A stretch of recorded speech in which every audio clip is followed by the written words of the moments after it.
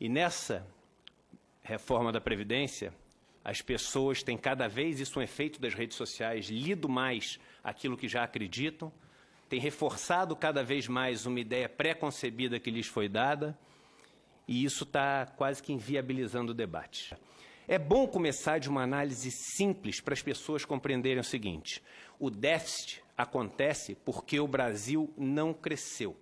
Se o Brasil tivesse crescido minimamente ao longo dos 3 últimos anos, e a gente vai discutir aqui a questão do ovo e da galinha, se a gente não cresceu por causa da Previdência, ou se o déficit da Previdência vem porque a gente não cresceu, mas fato é que se o país tivesse crescido 2% ao ano, metade do que cresceu entre 2005 e 2013, a gente teria hoje um superávit primário de mais de 100 bilhões de reais no país. A gente está falando aqui de uma proposta que afeta 100% da população brasileira. São poucos momentos onde a gente para discutir isso.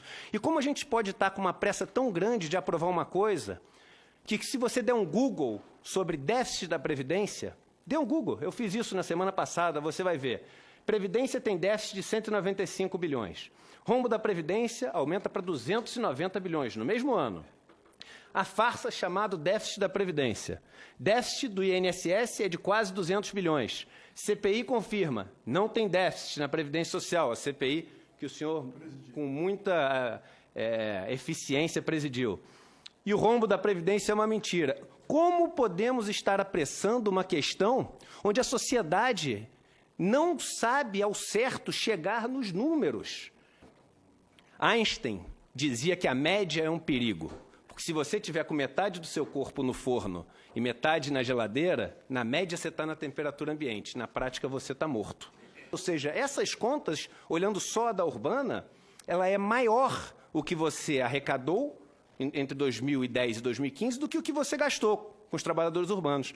O trabalhador rural ele foi incluído na Constituição de 88 para se fazer justiça social, porque passou décadas sendo aquele boia-fria, safreiro, meeiro, que não tinha a menor condição de sobreviver. Logo, inicia-se com o estoque de pagamentos a se fazer sem nenhuma contribuição. É claro que é estruturalmente deficitário, mas a função dessa Previdência não é equilibrar as contas, é equilibrar uma injustiça social. A Previdência do Trabalhador Rural existe para equilibrar uma injustiça social. Porque o senhor, como constituinte, sabe que em 1988 criou-se um pacto social. Um pacto onde, copiando simplesmente, não inventamos a roda, o que aconteceu na Europa, o que aconteceu nos Estados Unidos, que agora é tão exemplo para o Brasil, a gente criou uma rede de proteção social, a Seguridade Social, o Social Security. Quando você abre hoje os jornais, assiste o noticiário, você vê o seguinte: representantes dos bancos, que são os macroeconomistas que sentam lá no ar-condicionado. Quando você liga a televisão, até aqui na TV Senado, você vê o quê?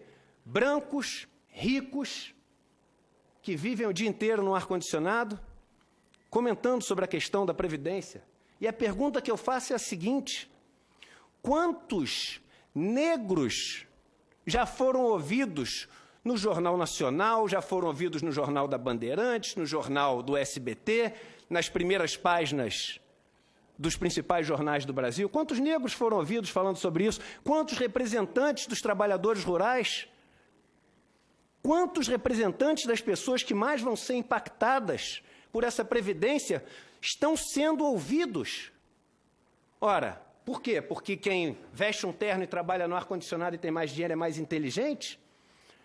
Agora, se ter militares ajudou o governo a ser empático aos militares, ter negros no governo, ter mulheres no governo, mais do que somente 2, faz também o governo ser um governo empático a essas causas. Isso. E quando o ministro da Economia diz o seguinte: é 1 trilhão, senão eu estou fora, ele não leu a Constituição Federal.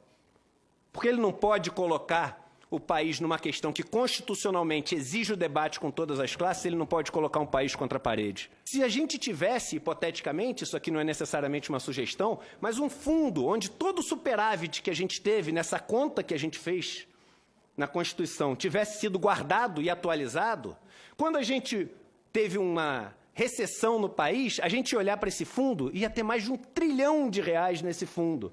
E esse fundo amorteceria um movimento de crise, porque todos os países passam por crise. Só que não. Todas as vezes que o sistema de seguridade social teve um superávit, esse superávit foi gasto. Onde foi gasto a maior parte dele? Com juros da dívida, ou para financiar outros regimes, como o regime próprio. E aí, no primeiro ano que tem déficit, a gente fala o seguinte: olha, vamos mudar todas as regras e cortar. Que país é esse que, quando tem sobra, gasta, e quando tem falta, corta? E aí eu faço uma pergunta: se é estruturalmente deficitária, por que criaram a DRU, a DRU, que é o mecanismo de desvinculação de receitas da União, que hoje tira até 30% das contribuições sociais, as não previdenciárias? Como é que você cria uma coisa que desvincula receitas de uma coisa que dá prejuízo? É claro que sempre deu superávit. E é onde estão aqueles privilégios que os jornais adoram falar, do sujeito que se aposentou com 30 mil, 40 mil. E aí um ponto interessante: essa injustiça já foi corrigida em 2013, porque desde 2013 o servidor público não pode se aposentar com valor acima do teto, aquele que entrou no sistema depois de 2013. Estão colocando a população com ódio do servidor público. E é muito paradoxal ter um governo que fala que tem que ser patriota. Nós temos no Brasil que ser patriota. Nós temos que no Brasil cantar o hino todos os dias. Mas temos que odiar aqueles que representam a nação, porque nação é o grupo, o Estado é a pessoa jurídica que representa esse grupo. Como é que a gente vai ter ódio daqueles que nos representam? Isso é um gráfico, senador Paulo Paim, do World Inequality Report, a maior instituição do mundo, com dezenas de milhares de funcionários e colaboradores no mundo inteiro, que estuda desigualdade. E desde 2005, ali mais ou menos, o Brasil passou a ser o país do mundo que mais concentra renda no 1% mais rico. Nós somos, segundo o estudo da OCDE, de todos os países estudados, o segundo país que cobra maior alíquota de produtos e serviços do mundo. E esses são os impostos que impactam os pobres. Por quê? Porque tudo que o pobre ganha, ele gasta. Tudo que o pobre ganha, vira bens e serviços. Aí já uma informação muito útil para todo mundo. Todo o dinheiro da Previdência Social que é pago no RGPS ninguém ganha mais do que o teto lá de 5 mil e poucos reais, ninguém ganha mais. Todo esse dinheiro, imediatamente depois que é ganho, ele é gasto. Metade desse dinheiro, portanto, volta automaticamente para o governo como impostos. Se você somar o que volta para o governo como impostos daquilo que é pago pelo RGPS, imediatamente ele também vira superavitário em qualquer situação, e muito superavitário. O Brasil é o país do mundo que menos cobra alíquota de imposto sobre renda, lucro e ganho de capital, de todos os estudados. Somos um paraíso fiscal para os ricos. Essa é a verdade. A maior parte da renda dos ricos é recebida via dividendos. E os dividendos são isentos.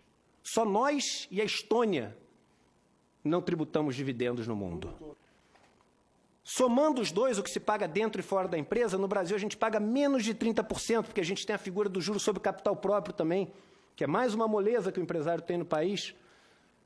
E a gente quer ser igual aos Estados Unidos. Os Estados Unidos, somando os dois, o empresário paga 57%. A gente quer ser igual à França. Na França, somando os dois, o empresário paga 64%. A gente quer ser igual à Austrália. Na Austrália, somando os dois, o australiano paga 49%. E aí, eu sempre falo, porque o rico no Brasil tem mania de falar o seguinte: olha, eu até pagaria mais imposto se tivesse, pelo menos no país, educação de qualidade, saúde de qualidade, boas estradas. Aí eu falo assim: meu amigo, o dinheiro que você tem foi um dinheiro acumulado em cima dessa estrutura aqui de juros. E você tem dinheiro hoje para comprar um bom carro, para ter um bom plano de saúde, para botar seus filhos numa escola particular boa, então o seu imposto volta como educação, volta como saúde, volta como transporte. O imposto que não volta é o imposto do pobre. E o que a gente gera com isso? Uma sociedade onde não tem meritocracia. Esse é um estudo da OCDE que mostra o seguinte: se você nasce nos 10% mais pobres do Brasil, quantas gerações demora até um descendente chegar na renda média do país? O Brasil é o vice-campeão mundial. Demoram 9 gerações, 225 anos até alguém nascer. Ou seja, no Brasil, se você nasceu pobre, você vai ser pobre. Senador, não sei se o senhor sabe, mas em quase 4 mil municípios do Brasil, a receita dos benefícios da Previdência, só do RGPS, são maiores do que o Fundo de Participação dos Municípios, o FPM. Se eles pararem de ter isso, esses municípios quebram. O grupo que tem o BPC vive a mais com qualidade, expectativa de anos de vida saudáveis. Os homens vivem 1 ano a mais, as mulheres 4 anos a mais. Logo, cortar o BPC significa, essa é a matemática, cortar esses anos a mais. E cortar anos de vida significa o quê, senador Paulo Paim? Significa matar, não tem outra palavra. Quem aceita essa reforma da Previdência do jeito que veio, tratando as pessoas que vivem na miséria, porque só alguém que vive na miséria pode receber o BPC, tratando alguém que não tem a capacidade física de exercer mais nenhuma função, que são as pessoas deficientes que recebem o benefício do BPC.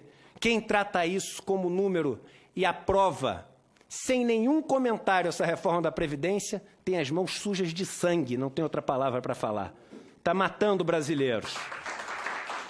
Portanto, eu e o estudo, eu tenho aqui o estudo, não vou ler o último parágrafo, porque sei que já passei do meu tempo.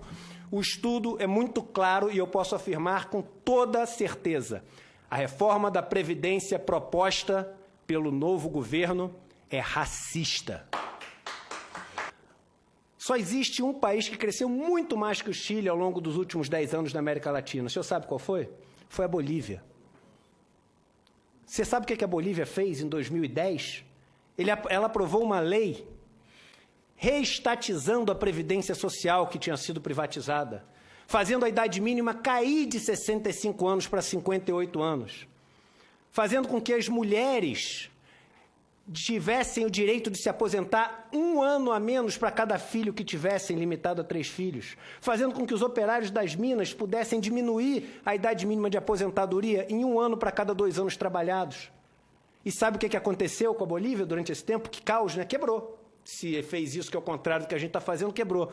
Pois bem, se nos últimos 10 anos o Chile cresceu 34% o seu PIB, a Bolívia cresceu 62% o seu PIB, foi o país que mais cresceu na América Latina, distribuindo riqueza. A lógica é, e esse exemplo que eu dei da Bolívia mostra isso, a lógica é, um país com tecido social frágil precisa de uma proteção social forte. Quando, hoje em dia, um banco vai quebrar, ele recorre a quem? Ao Estado. E aí ele tem um PROER, e não acontece no Brasil só. Nos Estados Unidos, quando os bancos quebraram, recorreram também ao Estado. Quando um empresário tem dívidas enormes, ele recorre a quem? Ao Estado, com o refinanciamento das suas dívidas através do Refis. O rico vai sempre continuar podendo recorrer ao Estado. É o famoso capitalismo dos ganhos e socialismo das perdas. Eu acho, senador, que acabou o tempo em que a gente se orgulha de ter um país onde as 2 pessoas mais ricas, um é banqueiro, o outro produz cerveja. Um país desse não valoriza a criação de riqueza, porque nenhum nem outro produzem riqueza para o país para ser dividida. A solução desse país, Frei Davi, ela é muito simples. Ela envolve dar riqueza para que as pessoas tenham um mínimo para também produzir riqueza. Ela envolve quebrar a relação de dependência que o pobre tem, de só poder gerar riqueza quando alguém o permite, porque o dinheiro que ele pega emprestado custa 400%, 300% ao ano, e é impossível gerar mais riqueza do que isso, para você poder pegar esse dinheiro com o propósito de gerar riqueza. Já que tem se falado tanto em Deus, em homenagem ao Frei Davi, uma passagem do Novo Testamento de Mateus, onde no capítulo 6, Jesus diz o seguinte, Frei Davi: é impossível servir a dois senhores, porque se você servir a dois senhores, você amará um e odiará o outro. Você vai se dedicar a um e desprezar o outro. Vocês não podem, e quando eu digo vocês, é a Bíblia que diz, servir a Deus e ao dinheiro. E eu acredito, senador, que todos nascem iguais. Ninguém nasce um grande homem. Ninguém. São as escolhas que algumas poucas pessoas têm o direito de fazer na vida, que são tão difíceis, que dão a chance a essas pessoas de se tornarem ou não grandes homens. E os senhores senadores da República estão hoje diante de uma dessas grandes escolhas: servir ao dinheiro e ao capital financeiro, ou servir a Deus que está representado no nosso povo, dizendo não a essa reforma da Previdência como ela foi proposta pelo governo. Muito obrigado.